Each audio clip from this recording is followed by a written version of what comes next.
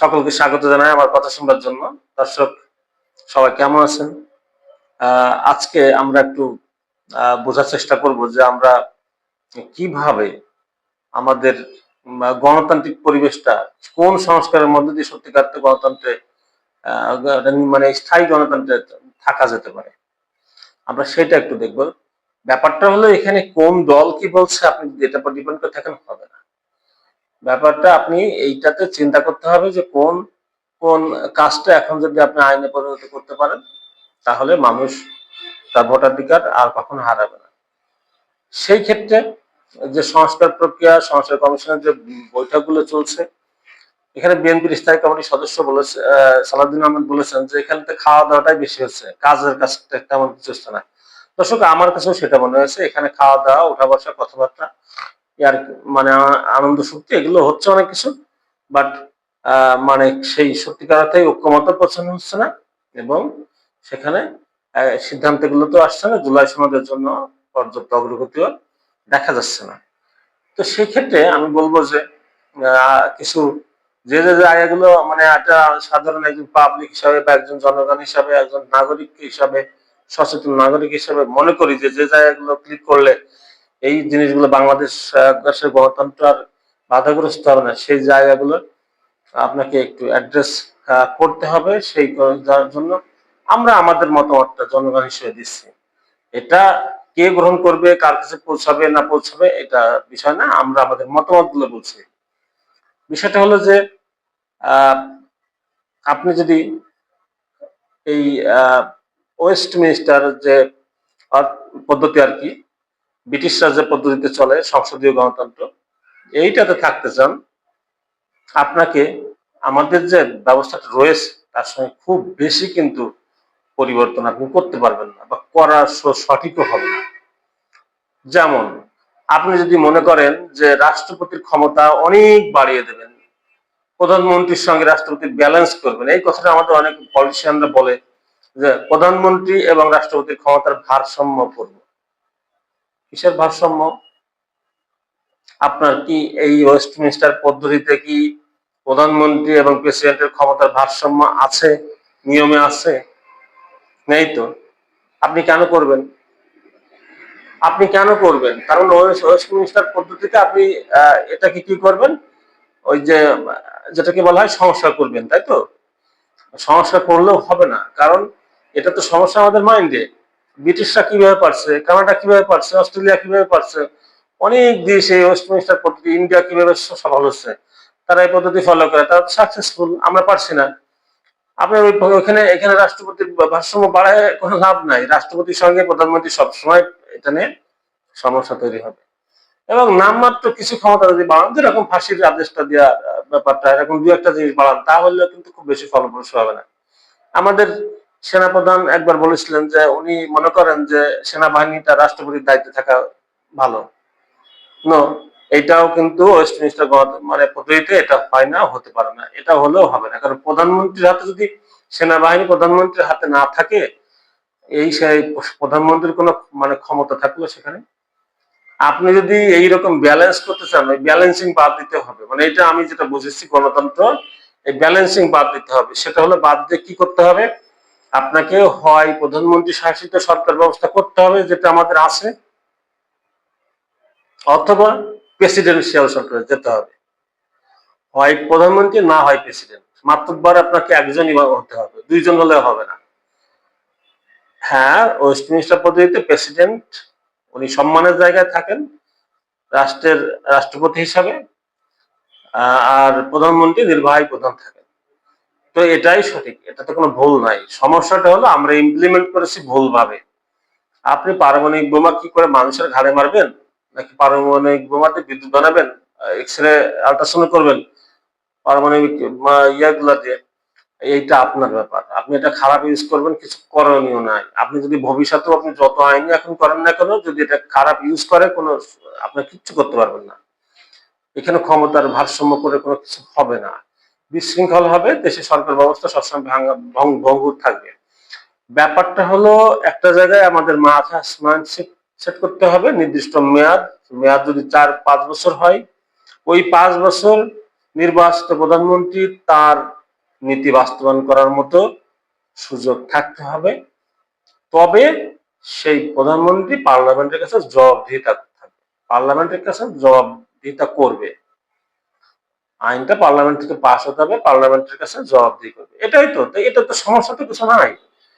আপনি সমস্যাটা হয়েছে একজন প্রধানমন্ত্রী নিজে স্বৈরাচার মানসিকতা পোষণ করে, সেই জায়গাটায় রাষ্ট্রীয় অর্গানগুলো ফেল করেছে, যেসব এমন ব্যক্তি যাদের দায়িত্ব ছিল ওই কাজগুলো ঘটতে না দেওয়া, মানে যেরকম সেনাপ্রধানের তো সরকারের চামচাম করার দরকার নাই, পুলিশের প্রধান এটা তো কোন একটা দলের অনুগত হওয়ার দরকার নাই, সব পুরো বাহিনীগুলা এগুলো তো হওয়ার দরকার ছিল না, সাংবাদিকদের এরকম তেলবাজি করার দরকার ছিল না, শিক্ষক সমাজ, সাংবাদিক সমাজ, অন্যান্য বিভিন্ন পেশাজীবী সবার তো এরকম তেলবাজ হওয়ার দরকার ছিল না। ওইটা যতক্ষণ না বদলাতে পারবেন ততক্ষণ পর্যন্ত কাগজ কলমে কি আইন করলেন সেটাতে কিছু আসবে যাবে না। তবে এইটা কিন্তু সত্য, কিছু যে রূপরেখা সেটা হলো, আপনি যদি এই পদ্ধতিতে থাকেন, ওয়েস্টমিনিস্টার পদ্ধতিতে থাকেন, প্রধানমন্ত্রী তার ক্ষমতা যেমনটা আছে তার থেকে খুব বেশি মানে কমিয়ে ফেললে এটা কিন্তু সরকার চালানোর কঠিন আছে, এটা সঠিক হবে না, 1 নম্বর। 2 নম্বর কথা হলো আপনাকে নির্বাচন ব্যবস্থা কিভাবে স্বচ্ছ করা যায় ওইটা নিয়ে কাজ করতে হবে, কিভাবে নির্বাচনটা স্বচ্ছ হতে পারে। হ্যাঁ, নির্বাচন স্বচ্ছ হওয়ার জন্য আপনার পুরো সময়টা আপনাকে মনোনিবেশটা করতে হবে, সংস্কারের মেন মনোনিবেশটা হতে হবে নির্বাচনকালীন যে 3 মাস এই টাইমটাতে। হ্যাঁ, এইটাতে আপনি যদি আপনি পুরো 5 বছর সরকার চলবে কিভাবে ওইটা নিয়ে আমাদের সংস্কার কমিশন মানে তারা ভাবছে বেশি, কিন্তু বাস্তবতা হলো কি, যেটা বাস্তবসম্মত এবং সত্যিকার দেশের জন্য কল্যাণে আসবে, আপনাকে ভাবতে হবে ইলেকশনের 3 মাস। আপনাকে যদি আপনি 5 বছর কিভাবে সরকার চলবে, তাহলে 5 বছর চলবে নির্বাচিত প্রধানমন্ত্রী, নির্বাচিত সরকার, তারা তাদের নীতি অনুযায়ী তাদের যে প্রতিশ্রুতি থাকবে জনগণের কাছে, তাদের একটা ম্যানিফেস্টো থাকবে, ওটার উপর ডিপেন্ড করে তারা চলবে এবং তারা চিন্তা করবে 5 বছর পরে আমাকে আবার জনগণের কাছে যেতে হবে। সেইটা মাথায় রেখে ওই নির্বাচিত প্রধানমন্ত্রী জনগণের কথা মাথায় রেখে তার সরকার চালাবে, ভোটের কথা মাথায় রেখে। আর যদি সে ব্যত্যয় ঘটে ভোটে সে ফেল করবে, কিন্তু প্রধানমন্ত্রীর ক্ষমতাকে আপনি খর্ব করবেন এটা কোনোভাবেই যুক্তিযুক্ত নয়, এটা কোনো ভালো কিছু হবে না, এটা নিয়ে সবসময় একটা ষড়যন্ত্র।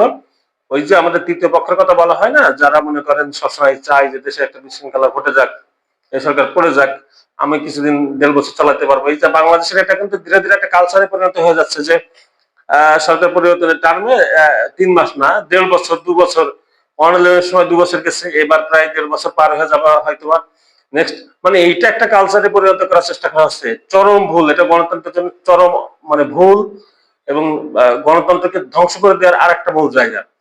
পৃথিবীর কোন গণতান্ত্রিক দেশে এই তত্ত্বাবধায়ক সরকার ব্যবস্থা নেই, গণতন্ত্রের সঙ্গে তত্ত্বাবধায়ক সরকার ব্যবস্থা যায় না, এটা সত্য কথা। কিন্তু আপনি বাংলাদেশের রাজনীতিবিদরা সেই পরীক্ষায় উত্তীর্ণ হয়নি, ফেল মেরেছে। শেখ হাসিনা তারা তত্ত্বাবধায়ক উঠাই দিয়েছিল, কিন্তু তাদের দায়িত্ব ছিল তাদের অধীনে সুষ্ঠু ইলেকশন করা, তাহলে আজকে হয়তো এই তত্ত্বাবধায়ক সরকার ব্যবস্থা আবার পুনরায় ফিরিয়ে আনা নাও লাগতে পারতো।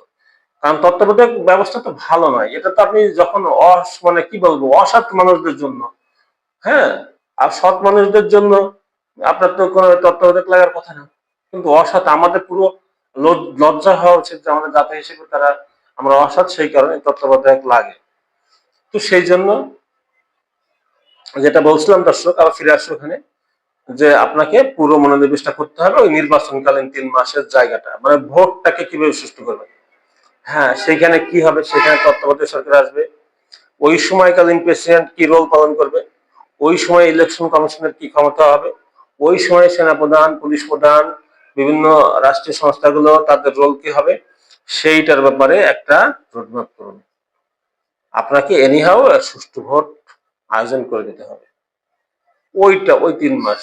তারপরে 5 বছর কিভাবে চলবে ওটা আপনি নির্বাচিত সরকারের উপর ছেড়ে দেন, আপনি ওইটা নিয়ে আপনি টানা হাসলা করতে চান না। কারণ কেন চান না আমি সংক্ষিপ্ত ভাবে একটু বলি, ওটা যদি করেন কোনো লাভ হবে না। কারণ যে যারা নির্বাচিত হবে, জনগণের দ্বারা নির্বাচিত হবে, তারা তাদের যে কর্মসূচি থাকে ওই কর্মসূচি বাস্তবায়ন করবেই। আপনি এখন আইন দিয়ে এটা সেটা বেঁধে দিয়ে ওইগুলো এটা কোন রাষ্ট্রে নাই, হয় না। আপনি এখন ধরেন জামাত ইসলাম ক্ষমতায় আসলো, তারা ইসলামী অনুশাসন অনুযায়ী দেশ চালাবে না, তারা ইসলামী শরিয়া মোতাবেক বিভিন্ন অর্থ ব্যবস্থা বিভিন্ন ব্যবস্থা তারা করবে। তো তখন তারা কি হবে, তাদের যা যা করণীয় প্রয়োজন, যেসব আইন সংশোধনী করা প্রয়োজন, যা যা সবই তো তারা করে নেবে। ধরুন কমিউনিস্টরা ভোটে জিতলো, তারা কোন পন্থায় তাদের তাদের যে নীতি আদর্শ অনুযায়ী তারা দেশ চালাবে, আপনি কিভাবে ঠেকাবেন?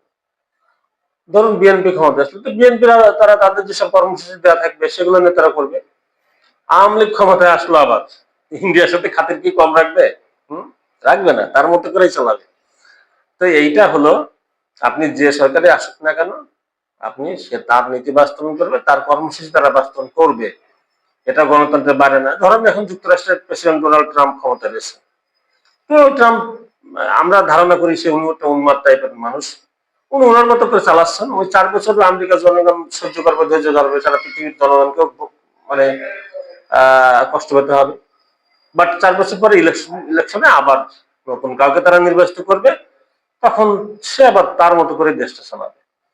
তো মূল কথা যেটা আমি যেটা বলতে চাচ্ছি, এতক্ষণ আমরা লম্বা হয়ে যাচ্ছে আমার ভিডিওটি, মূল কথা যেটা সেটা হলো, আপনি নির্বাচনে নির্বাচিত প্রধানমন্ত্রী, নির্বাচিত সরকার তার ক্ষমতাকে অনেক বেশি খর্ব করে বিভিন্ন এগুলো করানো অনেক বেশি কাজ করার প্রয়োজন নাই। কারণ ফ্যাসিবাদের উৎপত্তি ওখানে নয়।